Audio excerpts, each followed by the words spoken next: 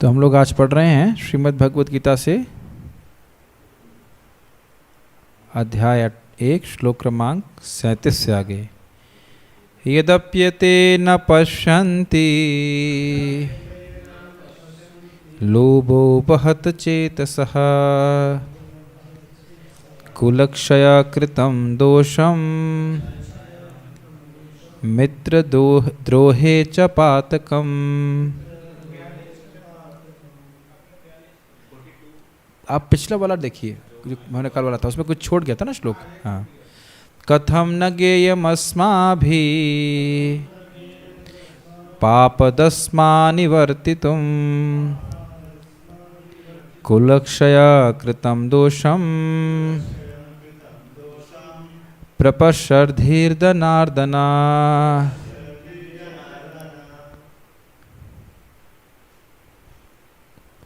हे जनार्दन, यद्यपि लोभ से अभिभूत चित्त वाले ये लोग अपने परिवार को मारने या अपने मित्रों से द्रोह करने में कोई दोष नहीं देखते, किंतु हम लोग जो परिवार के विनष्ट करने में अपराध देख सकते हैं, ऐसे पाप कर्मों में क्यों प्रवृत्त हों। श्लोक को देखिए वापस। यदि अप्य एते मतलब ये सब न पश्यन्ति, यद्यपि ये सब नहीं देख पा रहे हैं। क्या नहीं देख पा रहे हैं? कुलक्षय कृतम दोषम, कुल का क्षय करने से होने वाले दोष को, और अपने ही मित्रों से द्रोह करने वाले पातक को नहीं देख पा रहे हैं। कारण क्या है? लोभोपहत चेतसा, लोभ के कारण उनकी चेतना अपहत हो गई है, चुरा ली गई है। लेकिन कथम न गेमस्माभि, हम तो जान रहे हैं ना कि इसमें पाप है। पापदस्मान निवर्तितुम, इसमें पाप है तो इसमें हम क्यों निवर्तित हों, क्यों उसमें लगें। और कुलक्षय कृतम दोषम, ऐसे पाप से क्यों क्या होगा? कुल का क्षय होगा, और इस दोष में हमको नहीं लगना चाहिए जनार्दन। ठीक है, युद्ध तो विपक्ष के द्वारा आहूत हुआ है, इसलिए युद्ध में प्रवृत्त होना सही है। कौन बोल रहा है? कृष्ण। कोई तो तुक्का लगाई, सज्जय बोलेगा नहीं तो धृतराष्ट्र बोलेगा, नहीं तो कौरव बोलेगा कोई तो बोलेगा, नहीं तो व्यासदेव बोल देंगे, इसमें क्या है ऐसा नहीं है। आप देख सकते हैं कि ये बात संवाद किसके बीच में चल रहा है इस समय? अर्जुन और कृष्ण के। संवाद तो नहीं है, लेकिन संवाद के रूप में प्रस्तुत किया जा रहा है कि मान लो कृष्ण कहें कि युद्ध तो विपक्ष की तरह से आहूत हुआ। आहूत का मतलब होता है आह्वान किया गया, युद्ध करेंगे हम। शास्त्र कहते हैं कि जब एक क्षत्रिय को युद्ध या द्यूत के लिए, द्यूत का अर्थ आप जानते हैं, द्यूत मतलब होता है जुआ, के लिए ललकारा जाए तो उससे निवर्तित कभी नहीं होना चाहिए। निवर्तित मतलब जैसे आपने शब्द सुना है निवर्तते, वापस नहीं लौटना चाहिए, वापस नहीं आना चाहिए, युद्ध करना ही चाहिए। यह है भगवान कह रहे हैं। भगवान मान लीजिए आर्गुमेंट करें कि आप क्षत्रिय हो, इन्हें युद्ध के लिए ललकारा है तो आपको युद्ध करना चाहिए। और फिर कोट दे रहे हैं, आहु तो न निवर्तिता द्यूताद अपि रणाद अपि, महाभारत में। अर्जुन इस तर्क का उत्तर 2 श्लोकों में देते हैं। किस तर्क का? क्या तर्क है? एक मिनट, संतोष कृष्ण प्रभु क्या तर्क दे रहे हैं भगवान? माइक पे बताइए, माइक आपके पास में आ रहा है। आप युद्ध नहीं करेंगे, लेकिन माइक पे बताइए, माइक पे बताइए, मौन तो करिए। अर्जुन बोल रहा है कि मैं युद्ध नहीं करूंगा। क्यों? तर्क क्या दे रहे हैं अर्जुन? अर्जुन नहीं, सॉरी, कृष्ण का तर्क क्या है? युद्ध क्यों करना चाहिए? ओके, इसको पता है? यस, भगवान अर्जुन को कह रहे हैं कि क्षत्रियों को अगर जुए के लिए और युद्ध के लिए ललकारा जाए तो उसे उसे अवश्य लड़ना चाहिए। तो आप क्यों मना कर रहे हो? तो अब उसका उत्तर दे रहे हैं। ठीक है, पहला तर्क तो समझ में आना चाहिए ना, क्या काट रहे हैं। लोभ से प्रेरित होने के कारण यह पाप कार्यों में प्रवृत्त है, परंतु हम में लोभ नहीं है, इसलिए हमारी पाप की प्रवृत्ति नहीं है। पहली बात तो ये बोल रहे हैं। ठीक है, इष्ट साधनता का ज्ञान ही कार्य करने का हेतु होना चाहिए। इष्ट साधन को अनिष्ट साधन से अभिसंधित नहीं करना चाहिए। समझ में आया? अपना प्रिय, तो इष्ट साधन का मतलब ये हुआ, नहीं, अपना प्रिय नहीं, इष्ट साधन मतलब जो अच्छा साधन है, अच्छा साधन। इष्ट साधनता का ज्ञान ही कार्य करने का हेतु होना चाहिए, अर्थात कोई कार्य जो साधन है वो अच्छा होना चाहिए। पाप करके अपने उद्देश्य की पूर्ति नहीं करनी चाहिए, जैसे यहाँ पे हो रहा है। तो ये बात बोल रहे हैं, इष्ट साधन को अनिष्ट साधन से अभिसंधित नहीं करना चाहिए। अभिसंधित मतलब होता है अभिसंधान करना, उसको जैसे बोलते हैं ना कि हमने ब्रह्मास्त्र का अभिसंधान किया, धारण किया मतलब कोई आपको चाहते हैं कुछ, उसको गलत तरह से प्राप्त नहीं करना चाहिए, पाप करके प्राप्त नहीं करना चाहिए। जैसे बलि महाराज ने जबरदस्ती स्वर्ग प्राप्त कर लिया था, तो स्वर्ग को अभिसंधित किया था, लेकिन वो उनके गुरुजी बोले कि नहीं, ये तरीका नहीं है स्वर्ग प्राप्त करने का, आप अश्वमेध यज्ञ कीजिए। तो जबरदस्ती किसी को प्राप्त कर लिए हैं, लेकिन वो पाप है और वह स्थायी नहीं होता, ये बात बोली जा रही है। इसलिए कहा जाता है कि फलतोपि च यत् कर्म नानार्थेनानुबध्यते केवल प्रीतु हेतुत्वा तद्धर्म इति कथ्यते। धर्म का अर्थ है वह कार्य जो प्रीति से किया जाए और जिसके फल अनर्थ का कारण नहीं बनते। तो अगर कोई व्यक्ति पाप करेगा तो निश्चित रूप से आगे जाकर वह अनर्थ का कारण बनेगा। जैसे आपने सुना है कि अगर कोई व्यक्ति पाप से पैसे कमाता है तो उसका जो धन है वह भी व्यर्थ की चीज़ों में खराब हो जाता है। सुना है ना आपने बहुत बार, जब लोग रिश्वत लेकर पैसा कमाते हैं तो उनके कभी कभी बच्चे लंगड़े हो जाते हैं, सुना होगा अपने बात। तो आज वो पाप कर रहा है, लेकिन वो सोच रहा है मैं समृद्ध हो जाऊंगा, आगे जा करके उसके लिए वह दुख का कारण बनेगा। तो इसलिए धर्म करके ही इष्ट साधन करना चाहिए। इष्ट मतलब जो आपको प्रिय है, तो धर्म करके ही इष्ट साधन होना चाहिए, ये बात बोल रहा है। यस, ये धर्म का अर्थ है वह कार्य जो प्रीति से किया जाए। हाँ, जैसे हम कोई कुछ कार्य करते हैं, सेवा करते हैं, तो जल्दी जल्दी करने में वो कुछ प्रीति नहीं होता, ऐसे लगता है कि जल्दी जल्दी करना है, तो प्रीति कैसे हो उसमें? वही मतलब प्रीति का मतलब प्रेम से करना चाहिए, अच्छे से करना चाहिए, धर्म को धर्म की तरह करना चाहिए। वजह से आपने अपने प्रश्न का उत्तर स्वयं ही दे दिया। मान लीजिए कोई जप कर रहा है, कोई यज्ञ कर रहा है, तो धैर्य से करना चाहिए। ये नहीं कि जल्दी जल्दी कर दिया और फिर उससे फल भी प्राप्त नहीं होता। विश्वास भी निष्ठा के संग होना चाहिए, श्रद्धा के संग होना चाहिए, सिंपल बात है। जैसे भी हम क्लास कर रहे हैं तो हम जल्दी जल्दी क्लास खत्म करते ताकि आप समझ में आता खोलो। आपने देखा, नहीं, देखिए पॉइंट ये है कि जो भी आप कार्य कर रहे हैं, जिसके लिए यथा योग्य जो समय है वह लगाना चाहिए, ना बहुत धीरे ना बहुत तेज। महाराज समझा रहे थे तंद्रा का अर्थ क्या है, जब कर रहे हैं तो नींद आ रही है, और बहुत जल्दी जल्दी जब कर रहे हैं, तो दोनों ही कार्य ठीक गलत हैं। जितना आवश्यक है, जो समय आवश्यक लगना चाहिए उसमें करना चाहिए, ठीक है। यद्यपि श्रुतियों में ऐसे वाक्य हैं कि शयनाभिचरण यजेत, ये इंटरेस्टिंग है। जो व्यक्ति शाप देना चाहता है उसे शयन यज्ञ करना चाहिए। समझ में आया? नहीं, वो नहीं सोचना चाहिए जो भी शयन यज्ञ होता हो, लेकिन कहने का अर्थ है कि मैंने किसी को शाप देना है तो मैं सोचूंगा ठीक है मैं शाप दूंगा, बाद में उसको यज्ञ से काट दूंगा। तो ये कोई तरीका नहीं है, ये इष्ट साधन नहीं है। किसी का गलत नहीं करना चाहिए, ये धर्म नहीं है। ऐसा शयन यज्ञ का साथ है, उस प्रकार अनिष्ट फलों के कारण हमें यह युद्ध नहीं करना चाहिए। मतलब जब फल ही गलत आएगा तो इस युद्ध करने से क्या फ़ायदा, मैं अपने ही मित्रों को मार करके पाप करूंगा। ये चीज़ें, युद्ध की ललकार को स्वीकार करने का शास्त्र वचन उस स्थिति के लिए है जिसमें कुल का क्षय नहीं होता हो। ये लॉजिक है। लॉजिक पकड़ पाए आप? इनका तर्क ये है कि कोई ऐसा कार्य करना चाहिए जिससे आगे फल में गड़बड़ नहीं हो। तो आप ये बोल रहे हो कि एक नियम है कि भाई अगर उसको ललकारा जाए तो युद्ध करना चाहिए या दूध की रीड़ा में लगना चाहिए, लेकिन ये देख लेना चाहिए कि उसका युद्ध का परिणाम क्या होगा। तो अगर युद्ध का परिणाम ठीक नहीं है तब ये नियम लागू नहीं होता है, ये बात वो बोलना चाहते हैं। जनार्दन शब्द का अर्थ श्लोक 35 जैसा ही है, अर्थात आपको ये युद्ध करना चाहिए क्योंकि आप पाप से प्रभावित नहीं हो सकते हैं। फिर वही बोल रहे हैं, याद है ना कल हमने चर्चा किया था, कल नहीं परसों किया था कि जनार्दन मतलब जन को मारने वाले। तो भगवान तो ऐसे सबको मार ही रहे हैं, तो आप मार दीजिए, आपको पाप नहीं लगेगा, हमें पाप नहीं करना पड़ेगा। ये हिसाब किताब। तो क्या आप अर्जुन के तर्क को समझ पाए? अर्जुन ये कह रहे हैं कि हाँ, क्षत्रिय को युद्ध करना चाहिए, लेकिन हमें ये भी सुना है धर्मशास्त्र से कि अगर कोई फल ठीक नहीं है तो उस कार्य को नहीं करना चाहिए। तो क्योंकि मैं अपने मित्रों को मारूंगा तो उससे मुझे पाप लगेगा, तो इसलिए ये नियम आपका कि भाई मुझे ललकारा गया है इसलिए मुझे युद्ध करना चाहिए, ये मान्य नहीं है। ये बात क्षत्रिय से यह आशा नहीं की जाती कि वह अपने विपक्षी दल द्वारा युद्ध करने या जुआ खेलने का आमंत्रण दिए जाने पर मना करे। स्पष्ट है। ऐसी अनिवार्यता में अर्जुन लड़ने से नकार नहीं सकता क्योंकि उसको दुर्योधन के दल ने ललकारा था।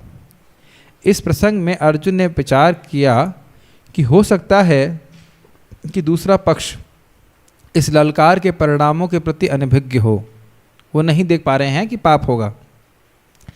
किंतु अर्जुन को तो दुष्परिणाम दिखाई पड़ रहे थे, अतः वह इस ललकार को स्वीकार नहीं कर सकता। यदि परिणाम अच्छा हो तो कर्तव्य वस्तु पालनीय है, किंतु यदि परिणाम विपरीत हो तो हम उसके लिए बाध्य नहीं होते। क्या हमें कुछ समझाना है? एकदम टीका से प्रभुपाद जी ने इसको लिया है, हम सब समझ सकते हैं। इन पक्ष विपक्षों में विचार करके अर्जुन ने युद्ध ना करने का निश्चय किया। तो आप देख सकते हैं कि जो आचार्य लोग टीका में बहुत विस्तार करके बता रहे हैं, प्रभुपाद उसको सार में सामने प्रस्तुत कर दे रहे हैं, कुछ छोड़ नहीं रहे हैं। लेकिन हमको थोड़ा और मालूम चलता है कि उसमें श्लोक कौन सा है, थोड़ी समझावट और बढ़ जाती है, लेकिन पॉइंट वही समझ में आ जाता है कि प्रभुपाद जी इस बात को क्यों बोल रहे हैं यहाँ पे, ये बहुत स्पष्ट हो जाता है। तो इसलिए हमें टीका पढ़ने से फ़ायदा होता है। तो अब आप लोगों के लिए एक प्रश्न है, तो अर्जुन का भगवान कृष्ण का तर्क समझाएं पिछले श्लोक में कि वो भगवान ने कृष्ण क्या तर्क दिया युद्ध करने के लिए, और फिर उसके विपक्ष में अर्जुन ने क्या तर्क दिए। 2 तर्क क्या थे, कौन बता सकते हैं? दशरथी प्रभु। चलिए पहले हम पूछेंगे कि भगवान कृष्ण का तर्क क्या है। कौन कृष्ण बनना चाहता है 2 मिनट के लिए? कोई नहीं बनना चाहता, सब दास हैं। ठीक है, कृष्ण का तर्क क्या है? हमारे बीच में आगरा से आए हुए रुद्र प्रभु बताएंगे, शिव जी बताएंगे कि कृष्ण का तर्क क्या है। शिव जी बोलिए। नहीं समझाया? मोहन, मोहन के बाद ललित मोहन। यस, केवल कृष्ण का तर्क बताइए। यस, क्षत्रिय को, हाँ, जब क्षत्रिय को लॉलीपॉप दिया जाए तो उसे खा लेना चाहिए। जब उसको भक्तों को महाप्रसाद दिया जाए तो खा लेना चाहिए। ये बोला द्रुत युद्ध और द्रुत को। हाँ हाँ, यस, गुजराती में बोल दीजिए। अरे इतना घबरा क्यों रहे हो, कुछ तो बोलो। ऐसे हम पढ़ते चले जाएंगे, समझ में नहीं आएगा। किसको समझ में आया? ओके, अभी शिव जी को याद आ गया। यस, जब क्षत्रिय को युद्ध के लिए ललकारा जाए हाँ, तो वो उसको युद्ध करना चाहिए। ये है किसका आर्गुमेंट? कृष्ण का। अब भगवान अर्जुन का आर्गुमेंट कौन बोलेगा? ओके, राजकुमार बोलेंगे। यदि उसका परिणाम सही नहीं हो तो वो हमें चीज़ नहीं करनी चाहिए। हाँ, ये धर्म आप बोल रहे हो, लेकिन आप देख रहे हैं कि लोभ के कारण उन लोगों को पता नहीं पाप होगा, हम देख रहे हैं कि पाप होगा, तो भले ही वह ललकार रहे हैं, लेकिन हमें इस ललकार को स्वीकार नहीं करना चाहिए क्योंकि आगे पाप होगा। भाई जैसे प्रसाद खाना चाहिए, ठीक है, बिल्कुल खाना चाहिए, लेकिन 10 रसगुल्ले नहीं खाने चाहिए। समझ में आ रहा है कि नहीं? भैया आप 2-4 रसगुल्ले खा लिए महाप्रसाद के, ठीक है, लेकिन अब आप देख रहे हो कि अगर 2-4 और खाऊंगा तो बीमार पड़ जाऊंगा, तो अब ये नहीं कहेंगे कि प्राप्त मात्र न भोक्तव्यम, भगवान का प्रसाद दिखते ही खा लेना चाहिए। वो धर्म नहीं लगा सकते, आपको बुद्धि लगानी पड़ेगी। जैसे महाराज बता रहे थे कि व्यक्ति 1 बाल्टी हलवा खा लिया, बाद में सच में बाद में ऑपरेशन करके हलवा पेट से निकल गया, और 2 बार ऐसा किया उसने। तो आप देख सकते हैं कि प्रसाद खाना एक नियम है, लेकिन चलो 4 बार भी किया, लेकिन पॉइंट ये है कि एक बार धर्म को किस परिस्थिति में क्या धर्म है वो देख करके करना चाहिए, उस धर्म से आगे हित होगा ये देखना चाहिए। देखिए ये चीज़ आप चेतन चरितामृत में भी देखेंगे। जो धार्मिक व्यक्ति है वह हमेशा सोचता है कि मैं आज ये कार्य कर रहा हूँ, इससे आगे मेरा क्या नुकसान होगा या क्या फ़ायदा होगा। और जो बेवकूफ़ व्यक्ति है वो कभी सोचेगा नहीं कि मैं कुछ कर रहा हूँ तो उसमें बस आज सुख मिलना चाहिए, आगे कुछ हो या नहीं उससे कोई मतलब नहीं। और इस चीज़ को आप स्पष्ट रूप से कौरव पार्टी को देख सकते हैं। परिणाम तो ज़्यादातर पता नहीं रहते हैं हमें क्या होगा। परिणाम मालूम रहते हैं अगर आपको धर्म का नियम मालूम हो तो। बिल्कुल, आपने जो प्रश्न किया मुझे कुछ सुनाई नहीं पड़ रहा, माइक पे बोलिए। हम लोग भक्ति करते हैं तो वर्तमान में देखते हैं कि अच्छा लग रहा है तो करते हैं, भविष्य में तो क्या होगा तो नहीं ध्यान आप जब करते हैं आपको हमेशा अच्छा लगता है? माइक पे बताइए। नहीं लगता तो क्यों कर रहे हैं? आचार्यों ने कहा है, शास्त्र ने कहा है इससे आपके आगे बहुत लाभ होगा, इसलिए वर्तमान में आप ऐसे अच्छे कार्य कर रहे हो जिससे श्रेय की प्राप्ति हो। ये बुद्धिमान व्यक्ति का लक्षण है, समझते? हमेशा आगे की सोचता है। ठीक है, गलत बोल रहे हैं, सही बोल रहे हैं। ठीक है, नेक्स्ट देखें। कुलक्षये प्रणश्यन्ति कुलधर्मः सनातनः धर्मे नष्टे कुलं कृष्णम् अधर्मो भी भवत्युत। कुल के क्षय से कुल धर्म का जो सनातन है वह नष्ट हो जाते हैं। सनातन का अर्थ है जो परंपरा में प्राप्त हुआ है। सनातन का अर्थ अब सनातन शब्द का मतलब सनातन नहीं लीजिए। सनातन का अर्थ है परंपरा में एक के बाद एक के बाद, मतलब जिसको तोड़ा नहीं गया है, कुल धर्म। और धर्म के नष्ट होने से कृतस्नम, कृतस्नम मतलब पूरी तरह से कुल में अधर्म अभिभवत्य, पूरी तरह से कुल में अधर्म बढ़ जाता है। पूरी तरह का अर्थ है स्त्री बच्चे सभी कोई अधर्म में प्रवृत्त हो जाते हैं। कृतस्नम का अर्थ क्या है? पूरी तरह से, कंप्लीटली। कुल का नाश होने पर सनातन कुल परंपरा नष्ट हो जाती है और इस तरह शेष कुल भी अधर्म में प्रवृत्त हो जाता है। टीका को देखिए। कुलक्षय शब्द से अर्जुन कुल का नाश करने के पाप की व्याख्या का वर्णन कर रहे हैं। कुल धर्म अर्थात कुलोचित अग्निहोत्रादि धर्म जो कुल परंपरा से प्राप्त हुए। ये लाइन समझ में आ रही है आपको? जो कुल के अनुसार अग्निहोत्र जो यज्ञ किए जाते थे, हर व्यक्ति करता था, वह सब समाप्त हो जाएगा। अर्थात माइक पे बोल रहे हैं कुछ? अर्थात सनातन मतलब परंपरा को बोल रहे हैं सनातन शब्द से। ये सनातन क्यों बोल रहे हैं पहले समझ में आ रहा है आपको? जो पहले के लोग राजा ने किया, उसके बाद उसने युवराज को सिखाया तो वह भी यज्ञ कर रहा है, फिर वह अपने बच्चे को सिखाएगा। इस प्रकार से टूटता नहीं है। हाँ जी, जैसे पहले के लोग पूर्व मतलब पीढ़ी में करते थे। हाँ बस उसे एग्जैक्टली पीढ़ी दर पीढ़ी जो बोला जाता है, जो परंपरा चलती आती है उसको, हाँ सब खत्म हो गया। एवं परंपरा प्राप्तम, यस एग्जैक्टली वही चीज़ समाप्त हो जाएगी। वह यज्ञकर्ता के नष्ट होने से नष्ट हो जाएंगे। देखिए बहुत सिंपल सा बात है, आप आसानी से समझ सकते हो। जो लोग आज युद्ध करने आए वो बच्चे तो है नहीं। अब जो बच्चे हैं उनकी ट्रेनिंग हुई नहीं है, तो जो बीच वाली पीढ़ी है अगर वह समाप्त हो जाए तो फिर अगली पीढ़ी को ज्ञान कैसे प्राप्त होगा? भाई जैसे सिंपल सी बात सोचिए, प्रभुपाद जी ने ज्ञान दिया, अब उनके ऐसा हुआ नहीं, लेकिन मान लीजिए उनके सारे शिष्य भक्ति छोड़ देते तो हम लोग भक्ति में कैसे आते? समझ में आ रहा है? और मान लो कोई हम सबको मार दे तो अब इस्कॉन की अगली पीढ़ी कैसे तैयार होगी? Make sense? तो यही बात वो बोल रहे हैं कि आप सारे क्षत्रियों को, जितने लोग भी उम्रदार हैं, उन सबको मार देंगे तो बच्चों को ट्रेनिंग कौन देगा? बच्चों को तो पता नहीं चलेगा और फिर वह अधर्म में प्रवृत्त हो जाएंगे। माइक पे बोलिए। युद्ध करने आए थे, जैसे मान लीजिए किसी के पुत्र है तो मतलब 25 साल का, वो भी युद्ध करने आया, उसका बाप भी युद्ध करने आया, तो मैं दोनों पीढ़ी नष्ट हो जाएंगे, तीसरी बचेगी। तो वही बात बोल रहे हैं ना कि कुल क्षय पूरा हो जाएगा। जिसको थोड़ा सा भी ज्ञान है वो सब समाप्त हो जाएंगे, फिर यज्ञ कौन करेगा? ठीक है। लेकिन एक इंटरेस्टिंग बात है कि क्या युद्ध के बाद ये हुआ? ये तो हुआ, सब लोग नष्ट हुए। यहाँ तक कि जो एक अक्षौहिणी सेना बाकी थी पांडवों की, वह भी नष्ट हो गई।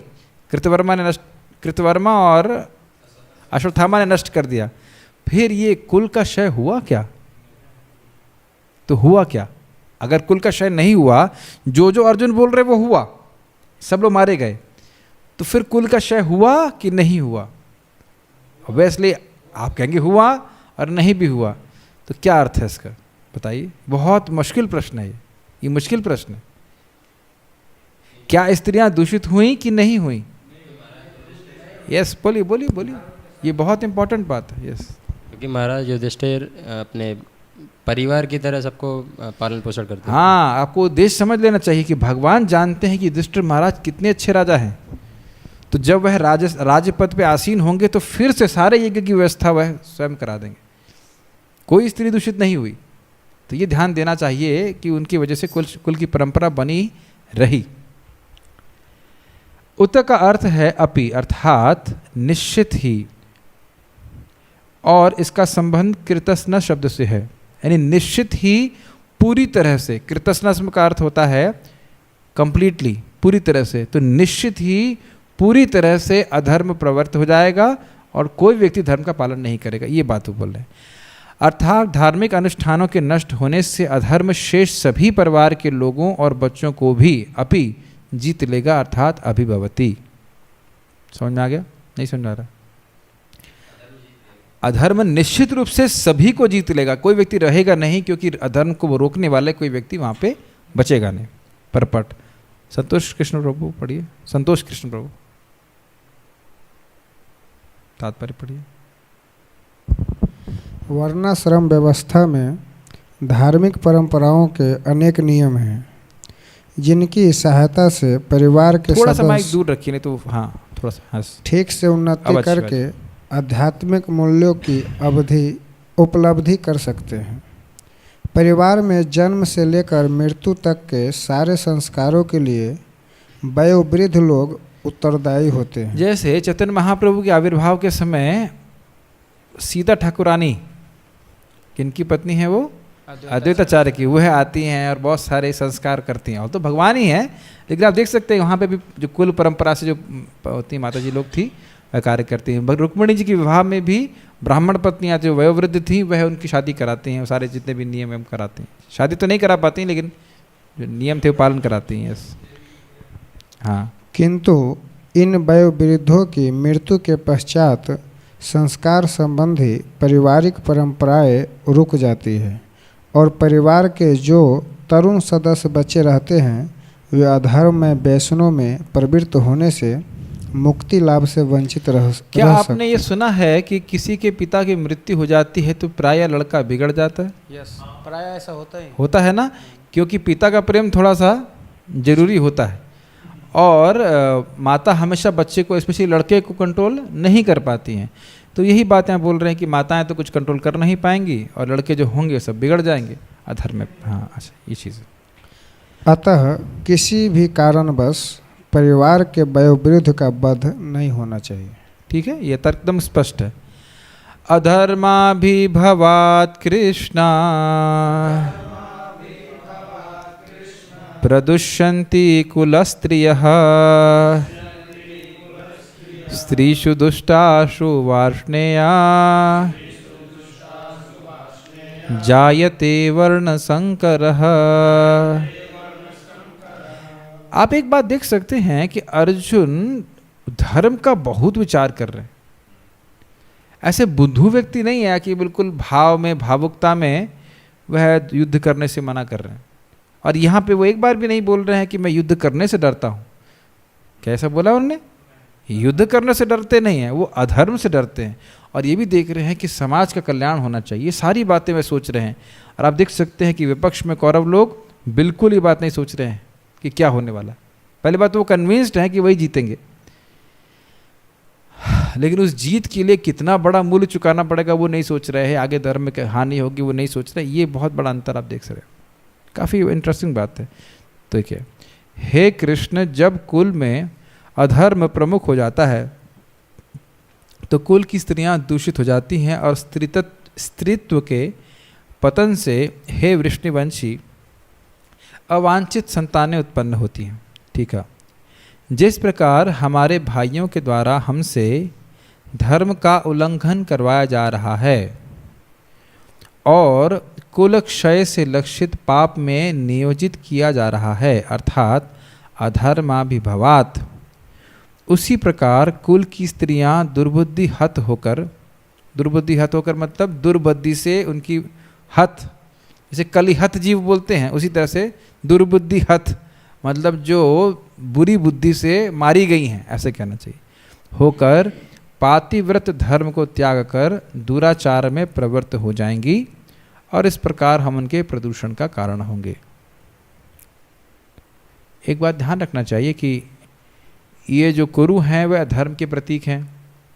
तो अब वो कह रहे हैं कि ये जो भाई हैं वह तो हमें युद्ध के लिए ललकार रहे हैं, लेकिन हम जान रहे हैं कि पाप होगा तो हम इसमें समर्थन क्यों करें। अच्छा, ये ध्यान देना चाहिए कि जो कुरु वंश के लोग थे वह परंपरा का पालन ना कर रहे हों ऐसा नहीं था। अग्निहोत्र इत्यादि जो यज्ञ थे वह बिल्कुल समुचित ठीक तरह से कर रहे थे। आप ये नहीं कह सकते कि जो राजा थे ये लोग यज्ञ नहीं कर रहे थे। ये भी बड़ी टेंशन की बात है। ये बात समझ में आ रही है कि नहीं आ रही है आपको? जितने राजा थे ऐसा यज्ञ ना कर रहे हो ऐसा नहीं था, लेकिन फिर भी ये अधर्म की तरफ थे, क्योंकि भक्तों से, भगवान से इनका द्वेष था। ऐसे बाह्य रूप से यज्ञ कर रहे हैं, सब कुछ कर रहे हैं, जैसे कि जरासंध को द्वेषी बोला जाता है, भले ही भगवान विष्णु में उसकी आस्था थी, लेकिन कृष्ण के प्रति द्वेषी था, इसलिए उसको असुर बोलते। ये बड़ी सूक्ष्म बातें हैं कि वैदिक पद्धति का पालन करने वाला व्यक्ति भी अधर्म की तरफ हो सकता है अगर वह भगवान का द्वेषी हो। ये थोड़ा सा सूक्ष्म विचार है। तो कह रहे हैं कि इनको तो पता नहीं है कि कुल, या ध्यान नहीं दे रहे हैं कि कुल क्षय हो जाएगा, लेकिन जैसे हमको ये ज़बरदस्ती पाप में नियोजित कर रहे हैं, ऐसे ही कुल का क्षय होने से स्त्रियां ज़बरदस्ती दुर्बुद्धि हत होकर के पातिव्रत धर्म को त्याग देंगे। प्रायः स्त्रियों का ये स्वभाव ही होता है कि वह भ्रमित हो जाती, इसीलिए उनको प्रोटेक्शन में रखना जरूरी होता है। ठीक है, तात्पर्य को पढ़िए दाशरथी प्रभु, पढ़िए। जीवन में शांति सुख।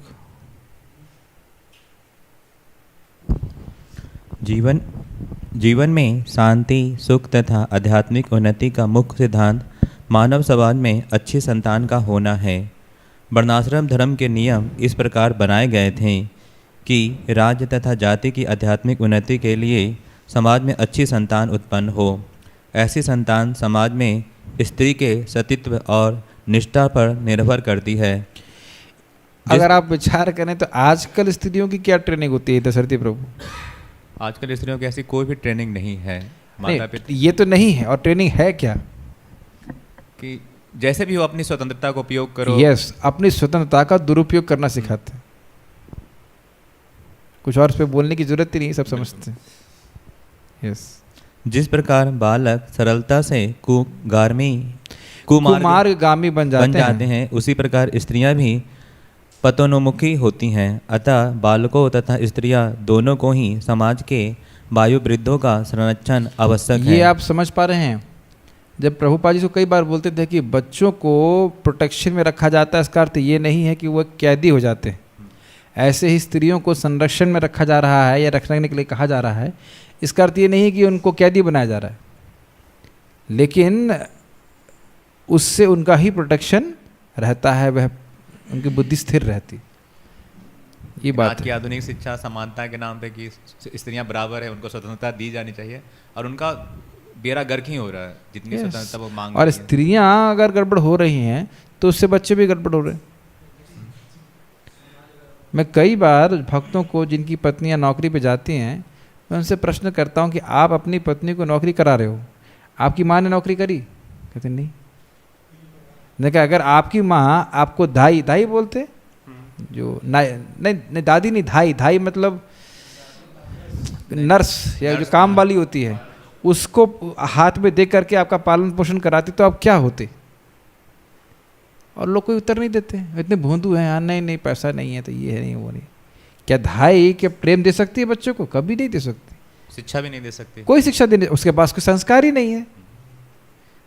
लेकिन आजकल सब कुछ इतना ग्रॉस मतलब इतना स्थूल हो गया है कि उन सूक्ष्म विचारों पे कोई विचार ही नहीं करता, समझते ही नहीं कि बच्चों को माँ के प्रेम की जरूरत होती, संस्कार की जरूरत होती। कहा भी जाता है वैदिक शास्त्र में कि माँ जो है पहली गुरु होती है। यस, और माँ को कुछ पता ही नहीं।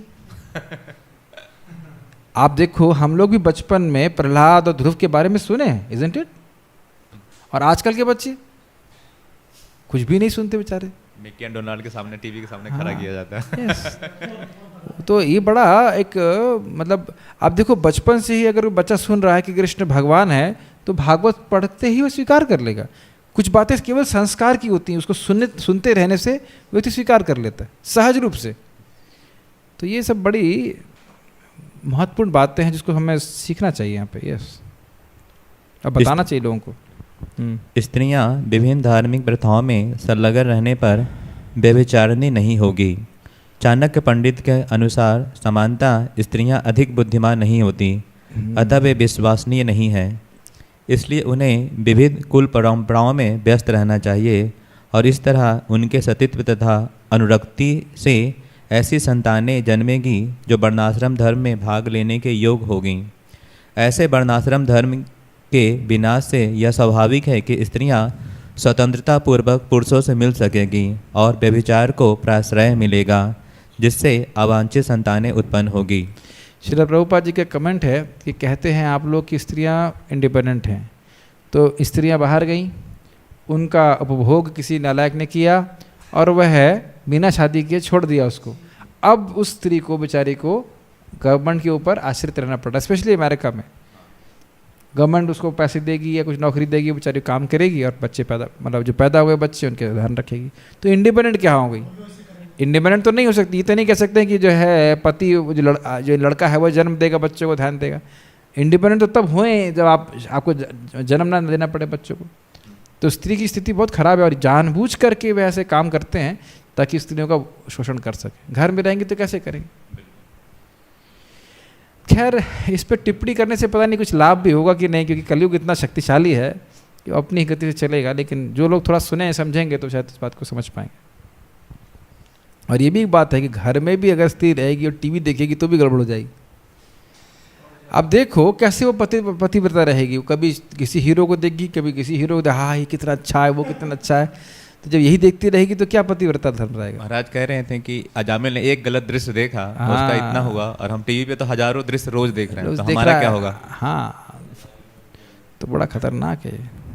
मेरे गुरु महाराज बोल रहे थे कि 4 नियमों का पालन कोई कर ले कलयुग में तो ये भी बहुत बड़ी तपस्या है। इतना प्रेशर है सब तरफ से।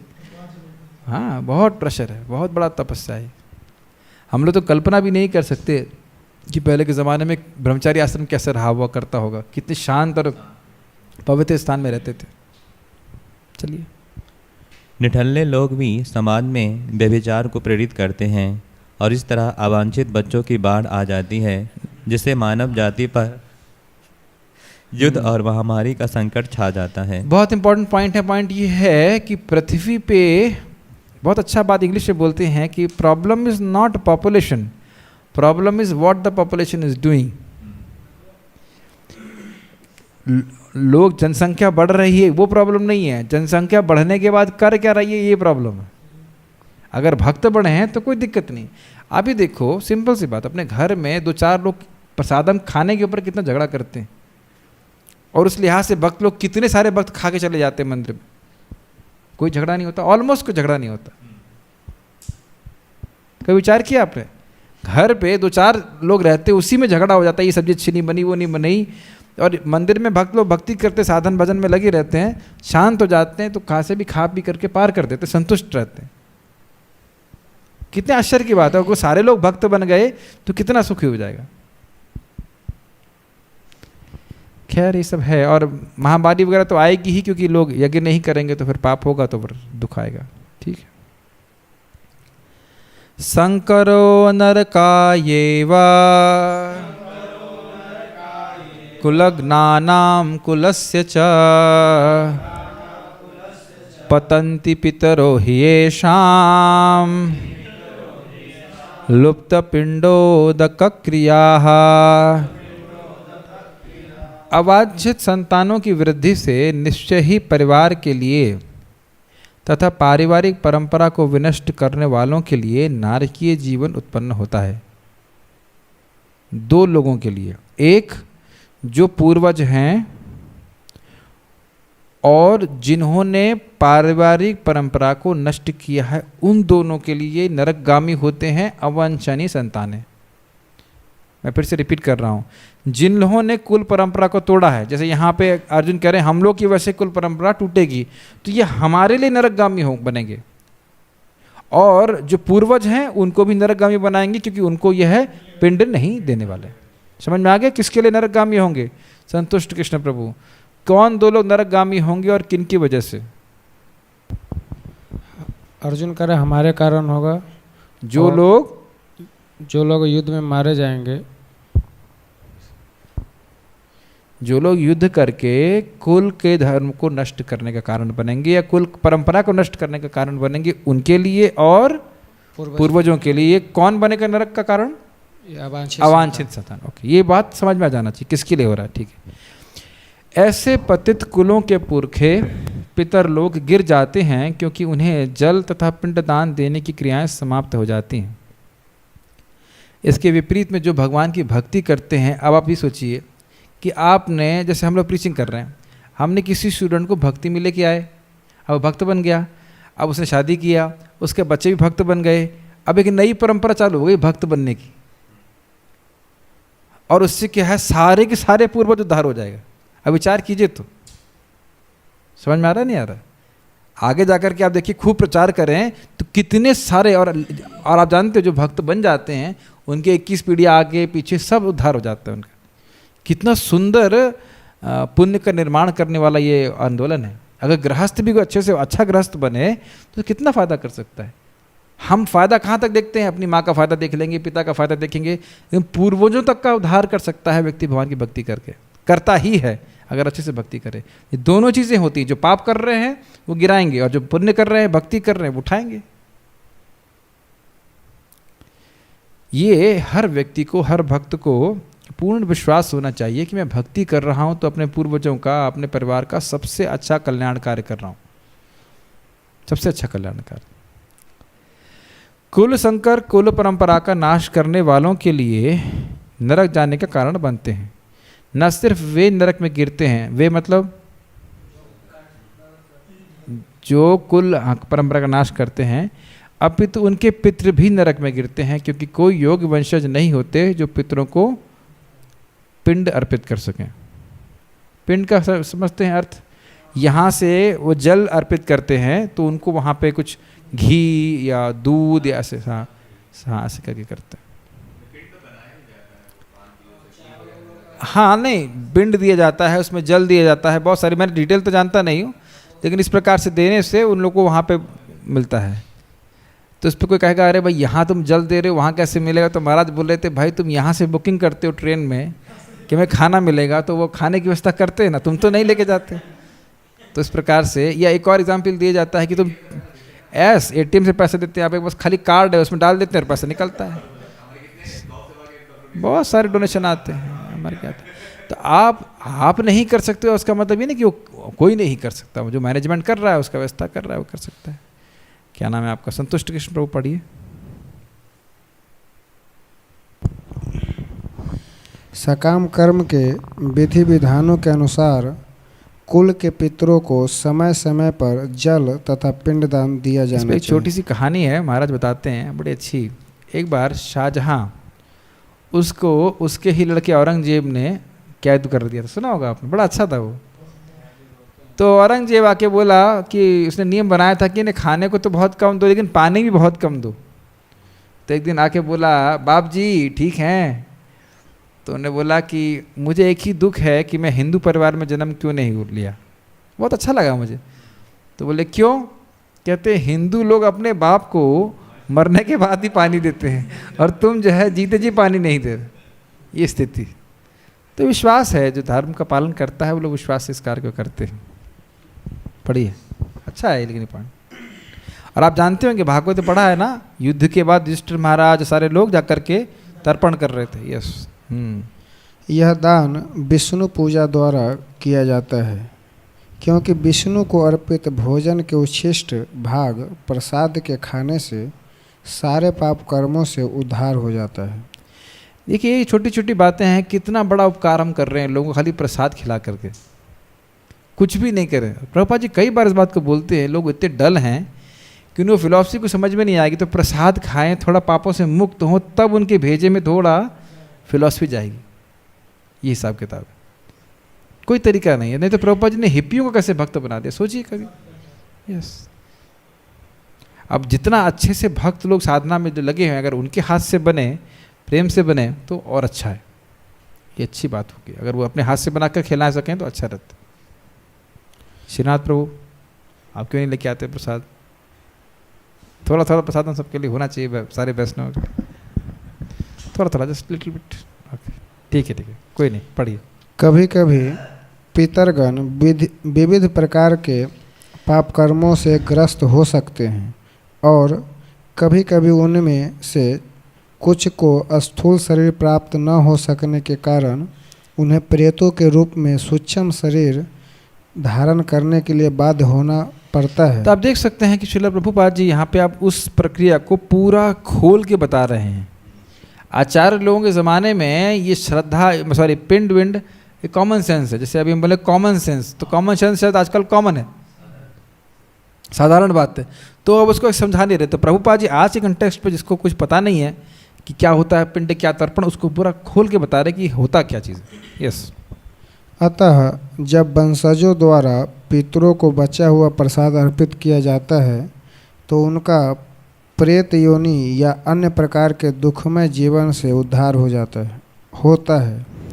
पितरों को इस तरह की सहायता पहुंचाना कुल परंपरा है। समझ में आया कितना सुंदर प्रभुपाद ने समझाया है। क्या कुल परंपरा है कि जो बच्चे पैदा होंगे वह पूर्वजों के लिए तर्पण करेंगे, फिर उनके जो बच्चे पैदा होंगे वह पूर्वजों के लिए तर्पण करेंगे। ये सनातन परंपरा है। इसीलिए किसी दूषित स्त्री से पैदा नहीं करना चाहिए बच्चा। आपको याद है आपने पढ़ा था अजामिल केस में कि वह स्त्री से उस व्यक्ति को जन्म लेना होता है, इसलिए किसी दूसरी स्त्री का संग नहीं करना चाहिए। इसीलिए वर्ण परंपरा के अनुसार ब्राह्मण को ब्राह्मण से शादी कराई जाती थी। अब आजकल वो सब नियम नहीं हो पाता है, क्योंकि अब ब्राह्मण भी मुर्गा खा रहा होगा और लड़की भी मुर्गी खा रही होगी, तो वो उसका क्या मतलब हुआ ब्राह्मण का। वो परंपरा ऐसे ही नष्ट हो गई है। मुर्गा ही पैदा हुआ आदमी और वो तर्पण नहीं करेगा। ठीक है ना। तो इस प्रकार से हम देख सकते हैं कि सब कुछ नष्ट हो गया है, तो भगवान की भक्ति करके इस प्रकार से उद्धार किया जा सकता है। यस। और जो लोग भक्ति का जीवन यापन नहीं करते उन्हें ये अनुष्ठान करने होते हैं। केवल भक्ति करने से मनुष्य सैकड़ों क्या हजारों पितरों को ऐसे संकटों से उबार सकता है। भागवतम में 11:5-41 में कहा गया है। इसमें ऐड नहीं है, आपके में है कुछ? क्या कहा गया है 11:5-41 में? इसमें प्रभुपाद ने कोट नहीं किया ना। गीता में है। हाँ, गीता में लिखा है, क्या कहा गया है? बोलिए आप। देवर्षि भूताप्त नृणाम पितृणाम नायम ना किंकरो नायम ऋणी च राजन सर्वात्मनः यः शरणम शरणम गतो मुकुंदम परिहृत्य कर्तम। आगे कुछ पता है?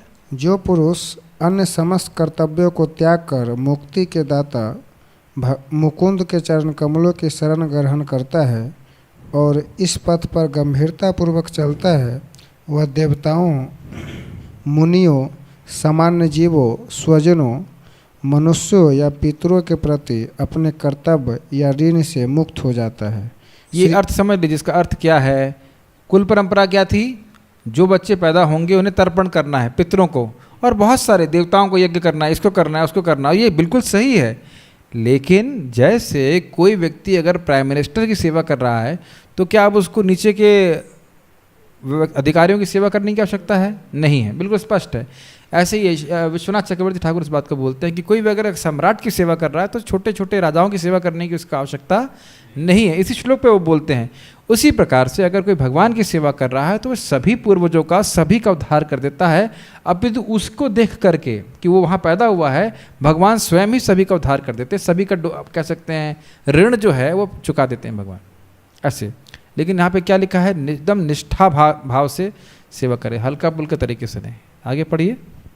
श्री भगवान की सेवा करने से ऐसे दायित्व अपने आप पूरे हो जाते हैं। और आप इसको बड़े आसानी से समझ सकते हो। जैसे हमने सुना था कि करोड़ों गायों को दान देना वह भी कृष्ण शब्द को एक बार बोलने के 100वें भाग के पुण्य के बराबर भी नहीं है। कभी आपको नाम करना अच्छा ना लगे, वैसे तो आप लोग हमेशा नाम में डूबते होंगे, रस मिलता होगा नहीं? करोड़ों करोड़ों गायों को दान देने से, और कहाँ दान देने से? जब सूर्य ग्रहण होता है और प्रयाग में गंगा जी के तट पे कई कई कल्प ना, एक कल्प तक वास करने से भी, और कई कई सोना दान करने से भी जो पुण्य प्राप्त होता है वह, हाँ बहुत सारे, मतलब आप जोड़ लीजिए तो वह है कृष्ण एक बार बोलने के 100वें अंश के बराबर भी नहीं है। गोविंद कीर्ते नथ शतान समास करके श्लोक आता है। इतना अचिंत है। अब आप ये बताइए कि एक गाय को दान देने में कितना कष्ट है। पैसा लाओ, 50,000 रुपये की गाय आती है, ब्राह्मण ढूंढो, उसके बाद आपको उसका मेंटेनेंस देना पड़ेगा साल और साल का। और कृष्ण बोलने में कितना मुश्किल है। अब आप सोचिए कि आपको अगर सूला माला करने के लिए बोला जा रहा है तो कितना कम कष्ट दिया जा रहा है। अगर कष्ट बोला जाए, कितना कम तपस्या की जा रही है, और बाकी सारी तपस्या करने के बाद भी भगवत प्रीति प्राप्त होगी, ये कोई गारंटी नहीं है। ये तो कोई गारंटी नहीं है ना गाय देने से आपको प्रीति ही मिल जाएगी भगवान की। तो ये एक बड़ा व्यक्ति को विचारणीय बात सोच लेना चाहिए कि मेरा माला करते समय मेरा कितना बड़ा भाग्य है। सोचा है कभी आपने? हम ही सोचते रहते हैं हमको अच्छा लग रहा नहीं लग रहा है, ये है वो है, कितने बड़े भाग्य का निर्माण हो रहा है। और गाय देते समय कोई सोता है? कभी सुने कि गाय दे रहा था सो गया? अच्छा मान लीजिए पंडित जी किसी की शादी कर रहे हो, यज्ञ आहुति कर रहे हो, मंगलम सो जा भगवान विष्णु, ना नहीं ना ना, अब पता नहीं आप कैसे, आप क्यों गए थे शादी में? लेकिन जो भी है, लेकिन प्राय हम देखते हैं कि कोई यज्ञ में कोई भी पंडित जी सोते नहीं हैं। तो हमारे पंडित जी कौन के क्यों सो रहे हैं? आप है ना सारे पंडित जी, और हम लोग सोचते हैं कि यार चलेगा कोई बात नहीं, हम करते रहेंगे। तो सोच लेना चाहिए कि जग में ये हरिनाम जप यज्ञ में, जप यज्ञ सर्वश्रेष्ठ यज्ञ है, उस टाइम सोते रहना कितनी खराब बात है। और अच्छा बुरे के बारे में सोचना ही नहीं चाहिए। 28,000 तो लूट ही लेना चाहिए ना कम से कम रोज 16 माला। ठीक है, समय एक श्लोक और ले लेते हैं, 42 दूसरी फाइल खोल लीजिएगा। दोष रेते कुलग्नानाम वर्ण संकर कारकैः उत्साद्यन्ते जाति धर्मा कुल धर्माश्च शाश्वताः। अब हम लोग थोड़ा तेज जाएंगे, बहुत सिंपल श्लोक हैं। जो लोग कुल परंपरा को विनष्ट करते हैं और इस तरह अवांछित संतानों को जन्म देते हैं, उनके दुष्कर्मों से समस्त प्रकार की सामुदायिक योजनाएं तथा पारिवारिक कल्याण कार्य विनष्ट हो जाते हैं। इसका अर्थ समझते हैं आप लोग? हाँ बिल्कुल। 2 श्लोकों के द्वारा अर्जुन उक्त दोषों का उपसंहार कर रहे हैं, मतलब अब इस पूरा कंप्लीट कर रहे हैं, इसको खत्म कर रहे हैं। क्षत्रिय धर्म अर्थात जाति धर्म और कुल धर्म व आश्रम धर्म का नाश हो जाता है इस प्रकार। मतलब अवांछित संतान पैदा होंगी तो वो क्षत्रिय धर्म से युक्त नहीं होंगे, क्षत्रिय गुणों से युक्त नहीं होंगे। कुल धर्म का आपने अर्थ समझ लिया, तर्पण करने वाला। और आश्रम धर्म मतलब वर्णाश्रम धर्म का नाश हो जाएगा। यह है च शब्द से इंगित होता है। ठीक है, परपट सनातन धर्म या वर्णाश्रम धर्म द्वारा निर्धारित मानव समाज के 4 वर्णों के लिए सामुदायिक योजनाएं तथा पारिवारिक कल्याण कार्य इसलिए नियोजित है कि मनुष्य चरम मोक्ष प्राप्त कर सके। ये लाइन समझ लीजिए। वर्णाश्रम के द्वारा व्यक्ति क्रमशः चेतना का विकास करते करते भक्ति तक आए और भक्ति करके बस भगवान के धाम चला जाए, ये वर्णाश्रम का उद्देश्य है। लोगों की तुरंत भौतिक इच्छाएं नहीं समाप्त होती हैं, तो इसलिए अब उनके वृत्ति के अनुसार, स्वभाव के अनुसार उनको नियोजित किया जाए, लेकिन उससे क्रमशः उनकी चेतना शुद्ध हो और अंततोगत्वा भगवत प्राप्ति हो। आप कहो किसी को शादी नहीं करनी है, ये बताइए कि क्या किसी को भी शादी करने की ज़रूरत है? आप कहेंगे नहीं ज़रूरत है, कोई ज़रूरत नहीं, आप उसके बिना मरेंगे नहीं। भाई खाओगे नहीं तो मर जाओगे, सोओगे नहीं तो मर जाओगे, नहीं शादी नहीं करोगे तो मर जाओगे। तो फिर शादी क्यों करते हैं? क्योंकि काम इच्छा है, भोग इच्छा है। तो अब उसको चैनल धर्म के अनुसार किया जाए ताकि सही संतान पैदा हो और वह व्यक्ति उस प्रक्रिया में धीरे धीरे शुद्ध हो, फिर वानप्रस्थ में जाए, फिर संन्यास ले, भगवत प्राप्ति करे। ये उद्देश्य है और ये सब नष्ट हो जाएगा। अतः समाज के अनुत्तरदायी नायकों द्वारा संतान धर्म परंपरा के विखंडन से उस समाज में अव्यवस्था फैलती है। फलस्वरूप लोग जीवन के उद्देश्य विष्णु को भूल जाते हैं। कैसा होते हुए देख रहे हैं आप? एकदम स्पष्ट देख रहे हैं ना माता को पिता, ना पिता को पता है, ना बच्चे को पता है कि जन्म का लक्ष्य क्या है, विष्णु की प्राप्ति। एकदम स्पष्ट है कि किसी को नहीं पता। केवल इंद्रिय तृप्ति के लिए शादी करते हैं और अगर बच्चा भक्ति करेगा तो उसको मारते हैं या डांटते हैं, तुम भक्ति क्यों कर रहे हो? देख रहे हैं ना, जबकि यही कर्तव्य था उनका कि उनको बोलते तुम भक्ति क्यों नहीं कर रहे, लेकिन इसके विपरीत गुस्सा होते। माइक पे बोलिए, माइक पे बोलिए। ऐसा इसलिए करते कि वो खुद भक्ति नहीं कर रहे हैं। Exactly. बच्चा फिर उन्हें दोष निकालेगा कि तुम नहीं कर रहे हो, फिर उनकी इंद्रिय तृप्ति में बाधा बनेगी एक तरह से। नहीं, वो तो वहां तक बात पहुंचेगी नहीं, उनको करना ही नहीं है। उनके लिए जीवन का उद्देश्य विष्णु है, ये पता ही नहीं है। और ये क्यों हुआ, उनके माता पिता को पता नहीं, तो कहीं ना कहीं कुल परंपरा ब्रेक हुई, इस कारण से वे नहीं समझ पा रहे। बाहर के लोग भक्तों से कभी कभी कहते हैं अरे आप लोगों ने शादी नहीं की, तो ऐसे आश्चर्य हो जाते हैं वो लोग। तो और सोचते हैं मतलब जो केंद्र जो इंद्रिय तृप्ति को केंद्र मानते हैं। हाँ, उन लोग का यही लगता है कि इतनी बड़ी इंद्रिय तृप्ति आपने छोड़ कैसे दी, इसके बिना जी कैसे रहे, ऐसा वो सोचते हैं। हाँ, और आध्यात्मिक जीवन के अनुसार यही सारे दुखों का कारण है। लेकिन फिर भी देखिए, फिर भी जो व्यक्ति इस अनुभव को नहीं समझ पाया है उसके लिए आवश्यक है कि वह गृहस्थ आश्रम में जाकर दुख भोग करके समझ जाए। ये समझना चाहिए। जो कन्विंस नहीं है वो तो उसको उसमें प्रवेश करके समझे, लेकिन उस प्रवेश में धर्म का पालन करता रहे, ये बात ध्यान रखना। ऐसे नायक अंधे कहलाते हैं और जो लोग उनका अनुगमन करते हैं वे निश्चय ही कुव्यवस्था की ओर अग्रसर होते हैं। ऐसे नायक मतलब जो नहीं जानते भगवान विष्णु की भक्ति करना चाहिए। आज मैं सोच रहा हूँ पूरा ही समाप्त कर देते हैं। उत्सन्न कुल धर्माणाम मनुष्याणाम जनार्दना नरके नियतम वासो भवतीत्य अनुशुश्रमा। हे प्रजापालक कृष्ण, मैंने गुरु परंपरा से सुना है कि जो लोग कुल धर्म का विनाश करते हैं वे सदैव नरक में वास करते हैं। अब ये इंटरेस्टिंग बात है कि अर्जुन कह रहे हैं कि ऐसा नहीं कि मैं केवल अपना तर्क दे रहा हूँ, ये मैंने पूर्वजों से सुना है। और ये देखिए गलत नहीं है, ये गलत नहीं बोल रहे हैं अर्जुन। बस ये देखना है कि ये सोचना चाहिए कि कृष्ण इसको नहीं होने देंगे, कुल क्षय को नहीं होने देंगे, ये नहीं देख पा रहे। ये एक भी तर्क गलत नहीं बोल सकते आप अर्जुन का। इस श्लोक में कुल धर्म से जाति धर्म और आश्रम धर्म भी उपलक्षित होते हैं। जाति धर्म का मतलब है क्षत्रिय धर्म का पालन करना, ठीक है, उसको समझा नहीं रहा हूँ मैं। ऐसा हमने गुरुओं के मुख से सुना है। यथा प्रायश्चित्तम अकुर्वाणः पापेषु निरता नरः अपश्चात्तापिनः कष्टान निर्यान यान्ति दारुणान। जो लोग पापों में प्रवृत्त होने के कारण प्रायश्चित नहीं करते हैं वे उन्हें नरक में दारुण कष्ट भोगने होते हैं। दारुण मतलब बहुत भयानक, ठीक है। अर्जुन अपने तर्कों को अपने निजी अनुभव पर न आधारित करके आचार्यों से जो सुन रखा है उस पर आधारित करता है। स्पष्ट है। वास्तविक ज्ञान प्राप्त करने की यही विधि है। जिस व्यक्ति ने पहले से ज्ञान प्राप्त कर रखा है उस व्यक्ति की सहायता के बिना कोई भी वास्तविक ज्ञान तक नहीं पहुंच सकता। ये तो उसमें समझ स्पष्ट है। बस इसी बात को मैं एक बार बता रहा था। व्यक्ति वो बोला कि तुम बोल रहे हो कृष्ण भगवान है, तो ये तो तुमने किसी और से सुना है। तो मैंने कहा आपको केवल इतना बोलना चाहिए कि तुम्हें ये कैसे मालूम चला कि तुम्हारा नाम क्या है। कोई और ही बता रहा है ना।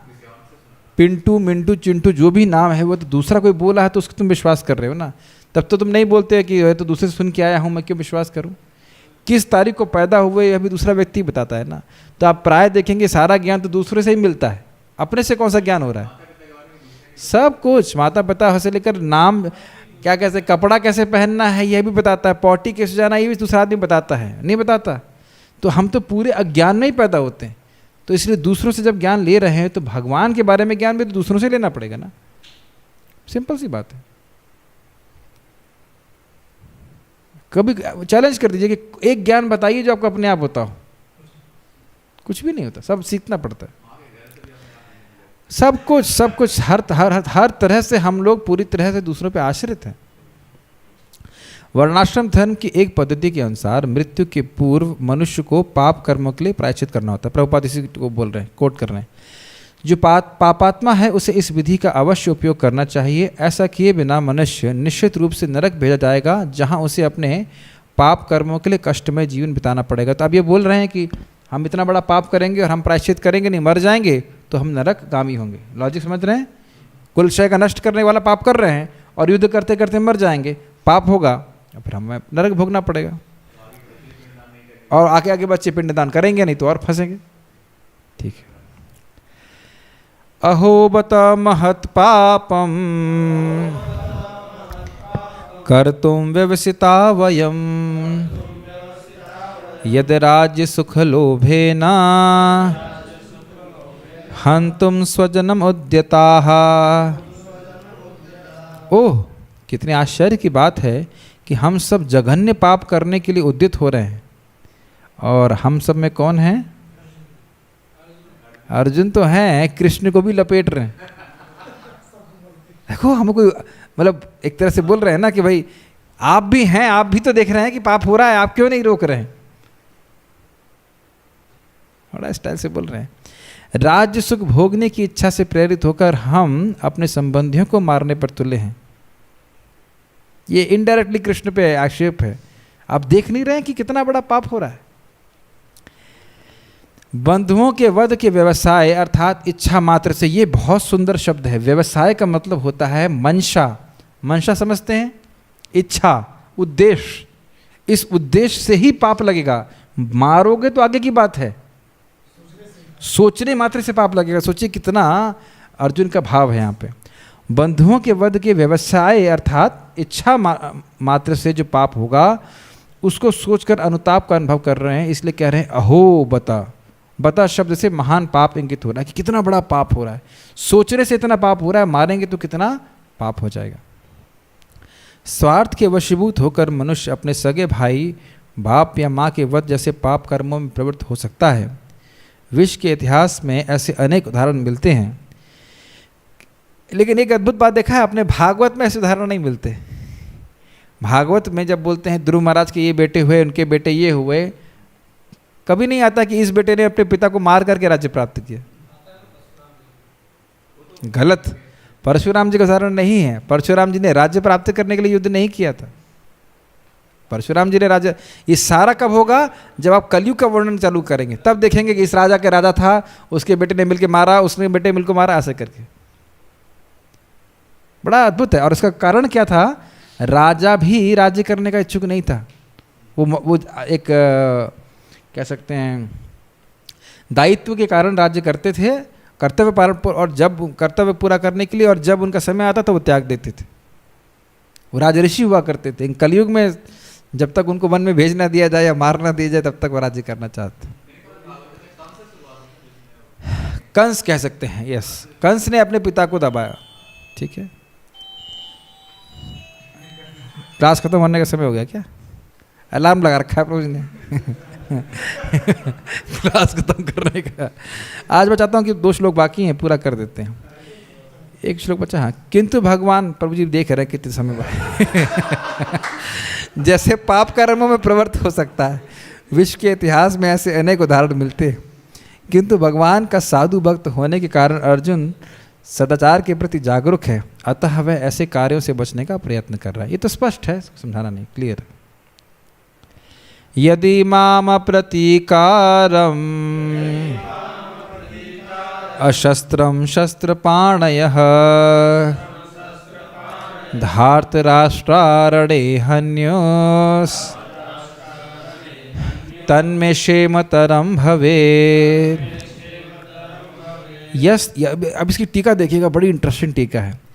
यदि शस्त्रधारी धृतराष्ट्र के पुत्र मुझ निहत्ते तथा रणभूमि में प्रतिरोध न करने वालों को मारें तो यह हमारे लिए श्रेयस्कर होगा। टीका देखिए, यद्यपि तुम युद्ध नहीं करना चाहते हो, फिर भी भीष्म और अन्य तो युद्ध करना चाहते हैं और इस कारण से तुमको मार देंगे, तो फिर क्या करना चाहिए? कौन बोल रहा है? कृष्ण बोल रहा है। ये कृष्ण भगवान का आर्गुमेंट है। उनका प्रतिकार ना करना यह मेरे द्वारा उनको मारने के संबंध में सोचने के पाप का प्रायश्चित होगा। मैं रिपीट कर रहा हूं, वह सोच रहे थे कि मैं अपने बंधुओं को मारना चाहता हूं, तो ये तो मुझसे पाप हो ही गया है, मैं सोच रहा हूं उनको मारने के लिए, तो अब जो है मैं युद्ध ना करूं और मुझे वह मार दें तो ये मेरे पाप का प्रायश्चित हो जाएगा। ये वो बोल, इसलिए कह रहे हैं कि मेरे लिए श्रेयस्कर होगा कि भले ही मैं युद्ध नहीं करना चाहता, ये लोग युद्ध करना चाहते हैं और ये मुझे मार दें। कितना ज़्यादा मतलब धर्म के प्रति उनकी भावना है, अद्भुत भावना है। और इसको कंक्लूजन हम 46वें श्लोक में देखेंगे। यह बहुत श्रेयस्कर होगा, अर्थात क्षेमतरम, क्षेमतरम मतलब श्रेष्ठ होगा मेरे लिए, क्योंकि प्राणांत के समय मेरे सारे पापों का मार्जन हो जाएगा और इस प्रकार मेरा वध करके भीष्म और अन्य को भी कोई पाप नहीं लगेगा। मतलब वो कह रहे मेरे को मार देंगे तो कोई दिक्कत नहीं। अब एक ये विचारणीय बात है, आप थोड़ा विचार कीजिए। जब इन्होंने प्रस्ताव दिया कि हमें अपना राज्य दीजिए, जो भी कीजिए, उस समय राजा कौन था? धृतराष्ट्र और उनके बेटे। तो एक दृष्टि से देखा जाए तो युद्ध के लिए ललकार पांडवों की तरफ से हुई। ठीक है, अपना राज्य मांग रहे थे, लेकिन वैसे राजा जो है उस समय दुर्योधन थे। यही युधिष्ठिर महाराज का भी तर्क है आगे जाकर के कि मैं अपने राज्य की लोलुपता के कारण लोगों को मरवाया। वो भी दूसरा पक्ष सही है कि वो उनका राज्य हड़प लिए थे, लेकिन फिर भी वह राज्य कर रहे थे और सही से राज्य कर रहे थे। तो इसलिए यहाँ पे उनको कह रहे हैं कि हम लोग ठीक है, हम लोग हमारी वजह से युद्ध हो रहा है, ऐसा वो सोच रहे हैं मेरी वजह से युद्ध हो रहा है, मुझे मार देंगे, उनको कोई पाप नहीं लगेगा और मेरा भी पाप नष्ट हो जाएगा। कितना अद्भुत श्रेष्ठ विचार है अर्जुन का, भाव ऐसा है उनका। श्लोक संजय वाचा एवं उक्त्वार्जुनः संख्ये रथोपस्थ उपाविशत् विसृज्य सशरं चापं शोक संविघ्न मानसः। संजय ने कहा, युद्ध भूमि में इस प्रकार कहकर अर्जुन ने अपना धनुष तथा बाण एक ओर रख दिया और शोक संतप्त चित्त से रथ के आसन पर बैठ गया। टीका, फिर क्या हुआ, इस प्रश्न की अपेक्षा में संजय इस श्लोक के द्वारा उत्तर दे रहे हैं। अर्जुन युद्ध भूमि में अपने रथ पर बैठ गए। पहले वह युद्ध करने और विपक्ष की सेना का विलोकन करने के लिए खड़े थे। समझ में आ रहा है? युद्ध करने के लिए और आसपास कौन है उन्हें देखने के लिए खड़े थे, अब बेचारे हताश होकर के बैठ गए। इस प्रथम अध्याय से यह समझना चाहिए कि आत्म जिज्ञासा उसी व्यक्ति में हो सकती है जिसका स्वभाव दया और आर्द्रता से युक्त हो, न कि क्रूर और द्रोही व्यक्ति में। ये लाइन बहुत सुंदर है। इतने सारे अर्जुन के तर्क वितर्क जो भी है उससे हम यही देखते हैं, दया और धर्मपरायणता उनका स्वभाव सिद्ध गुण था और इस कारण से ही भगवान आप देखेंगे दूसरे ही अध्याय में उनको आत्मज्ञान देंगे। तो जो व्यक्ति क्रूरी है, क्रूर है, लोभी है, उसको ये ज्ञान नहीं, ना तो समझ में आएगा ना देने से कोई फायदा है। और इसी चीज़ को भगवान ने 18वें अध्याय में बताया था। जो कि इसके जीवन में कोई तपस्या नहीं है, कोई धर्मपरायणता नहीं, उसको गीता का ज्ञान देने से कोई लाभ नहीं है, वो सीख ही नहीं पाएगा, समझ ही नहीं पाएगा। जैसे कोई ABCD जानता ना हो, अब उसको शेक्सपियर की नॉवल पढ़ाइए तो क्या समझ में आएगा उसको? प्रचार करेंगे तो ऐसे बहुत से लोग हैं जो भगवान का नाम जप करना चाहते हैं, नहीं मिलते क्या ऐसे लोग? तो ये बात है। देखिए, हम लोग बार बार प्रचार में सोचते हैं कि हजारों लोगों को हम प्रचार कर पाएंगे। एक्चुअली ऐसा संभव नहीं है। वाकई अगर अच्छे भक्त बनाना चाहते हैं, आप सबको प्रचार करिए, इसमें छट करके जो लोग आए उनको आप सिखाइए भक्ति का ज्ञान। ठीक है, ओके। परपट है, प्रभुपाद जी ने कुछ दिया इसमें? हाँ, मैं इसमें लिख नहीं पाया परपट, आप पढ़िए प्रभुपाद जी का परपट। मैं इसमें कॉपी करना भूल गया। अपने शत्रु की स्थिति का अवलोकन करते समय अर्जुन रथ पर खड़ा हो गया था, किंतु वह शोक से इतना संतप्त हो उठा कि अपना धनुष बाण एक ओर रखकर रथ के आसन पर पुनः बैठ गया।